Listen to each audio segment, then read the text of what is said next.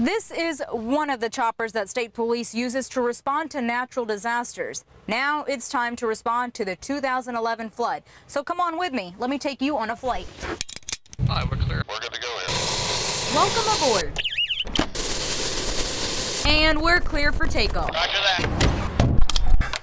With everything caught on camera, police say Newsom admitted to swiping the coat and hauling out a large case of beer between her legs. And if we were able to find all this in the heart of Tigerland on Tiger Avenue, let's see what it's like here on Buckeye Drive. Ask the people who ride along these roads daily. They'll tell you it's a bumpy ride. Mayor George Gray says he's trying to work with the companies back here, but the funding just isn't available. You don't used to when you didn't know something, you just said so. Now you just type IDK. But with this lengthy construction project, some people say this place sometimes feels like a parking lot, and they can't wait for things to wrap up. And there are those who will dismiss the whole thing altogether. Jambalaya, a crawfish pie, and a filet gumbo. 'Cause tonight I'm gonna see Mama Shabba Mio. Meet Miss Henrietta Woods, better known as Precious. She's lived in Brewley since 1956. This is where you can find her most days, outside on a rocking chair, sewing and singing away. 'Cause tonight I'm gonna see Mama Shabba Mio. She's often out here because just around the corner on the side of her home live some busy bees. They roam up and down her walls, sometimes bursting out on both sides. It's miserable. Sometimes I get in the bed and I have to jump out the bed. Bees under the cover. With cracks in her windows, taped up outlets, and pieces of cardboard serving as a deterrent, Precious says her situation seems impossible. She once tried to sweep the bees out of her walls. Bad move. They went all up my pants leg. I'm running through the house like a wild deer.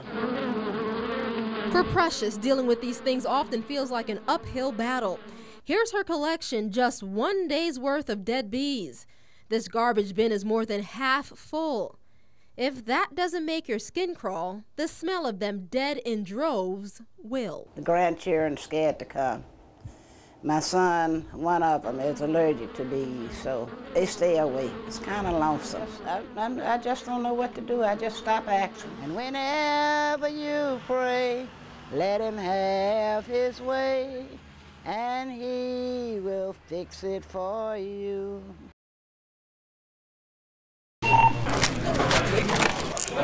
4:45 a.m., dozens of deputies and undercover agents from around the state meet for a pre-operation briefing. We're going to have a three-man unit. The task, execute Operation Get a Real Job. Everybody's on 700, 800. We joined Assumption Parish Sheriff Mike Wagasback for over 3 hours as he worked to take down some of the area's most notorious drug dealers. These folks here are peddling dope every day, poisoning our kids. They've got young children here. You know, here we're going to have to leave a deputy at this house till we find next of kin. Today was the culmination of 9 months of undercover drug deals. We began in Napoleonville where the entire street watched as neighbors were put in handcuffs. So why are you here? What's going on today? What you mean? I don't sell drugs. I never sell drugs to anybody. So why are you being arrested? You got to put in my unit. Her young son ran out on the street. It's a sight that tugs on the sheriff's heartstrings. Come on with me. Come on with me, all right? Come on. Don't touch my hands. Well, I told you don't put that on me then. Distribution. The suspects waited in line, gave their thumbprints, and are now property of the Assumption Parish Jail. Sheriff Wagasback calls this operation a success. As far as I'm concerned, if you're a drug dealer, you need to quit dealing drugs and get a real job.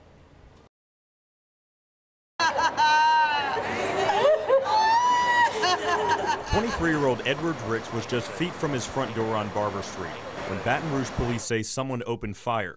When the shooting stopped, chaos. There's no time of year that should be more peaceful, one would hope, than Christmas week. Police aren't telling us much about their accused drive-by gunman or the car they believe he was in. I don't know that we can eliminate any possibilities at this point because it's just so early in the investigation. We really don't know what led to the shooting. Things were so tense on Barber Street, a backfiring car just feet from the crime scene led police to tase the driver. after thinking the sound was gunshots. The crowd of more than 100 onlookers ducked for cover. According to the Baton Rouge Police Department, there were 72 murders in 2007, the most for the decade, but we're told Monday's murder of Edward Ricks pushed the 2009 number well above that record. Sergeant Don Kelly says fear of retaliation makes it tough to find the criminals. And it takes a community effort. It's not something that the police department by ourselves can handle. It takes a neighborhood like this getting involved. You're a pretty baby. Oh, this is the greatest. Go Tiger! Welcome, Mike the Sixth. He now continues 71 years. Eat 'em up, Tigers! Eat 'em up! Go Tigers! Mike Six comes to us from Great Cats of Indiana, a nonprofit rescue facility. Inquisitive, playful, and confident tiger.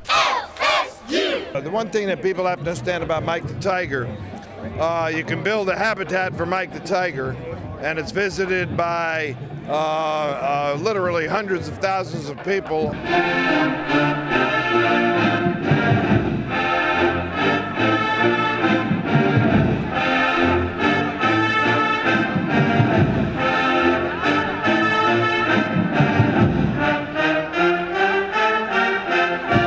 Very excited to have Mike the Sixth become part of our family.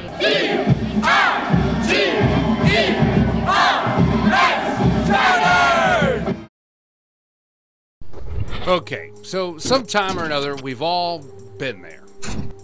It's that little time when something just doesn't seem quite right. It's like when out of the corner of your eye, you catch something move that wasn't supposed to. It can happen when you least expect it. But was it a ghost, a spirit, or just your mind playing tricks on you? Is it one of the great mysteries in life? Do spirits sometimes appear and then disappear in and out of our lives? If so, why would some spirits stick around and others move on? There are those who will spend their lives chasing that answer. And there are those who will dismiss the whole thing altogether. Jamie and Jennifer, y'all gonna set up the kitchen for us, okay, in the area. And we wanna get like the cabinets as much as possible because that's really what does opening and closing. See, it's gotta be something with this one right here. Oh, this room was 70 degrees. Callie Chauvin is one person who doesn't mind spending part of her life chasing death. It's almost like a rush, you know, just kind of it's a feeling of I want to know, I'm a little, but I want to know. Okay, Jamie, lights off. On this night, we are ghost hunting with Callie's group Bayou Spirits. Okay. Searching for sounds, sighting, or the kind of thing that would make a scaredy cat want to say, see you later. And if you look carefully, you see all these spots going around all over? Perhaps the kind of thing that Callie's group found on a previous ghost hunt. More on that in a bit. Is there a presence with us in the room? We just want to find out why you're here and just communicate with you. Communication with the living is hard enough. With the dead, some would say impossible. Or is it? You're about to hear actual recordings from that previous ghost hunt I was telling you about. I will be honest with you, it is going to be hard to make out some of what we're about to hear, especially on television. But I've listened closely, and at one point you can hear something or someone say, "Go away." Here it is again. Listen for the whisper. At another time, you hear a female saying no. They're very believable, especially if you're in that room and you're videotaping the people in the room, the voices, because that's why we talk, you know, Jamie, and we say certain things, because you hear our voices, and we try not to whisper. But once you hear some of those, they say frissons in French, you get the chills, because it's really eerie. Your group team go in the kitchen. And Callie and her group look at this as a service. That's really what our organization started out to be, helping people who maybe don't understand what's going on and giving them validation that, you know, they're not crazy. You know, maybe what they're hearing is really something. And if we can prove that or we can debunk it to help them out, then so much the better. So the next time you're sitting at home all alone and you hear that little something, just be mindful, because you never know who or what may be out there.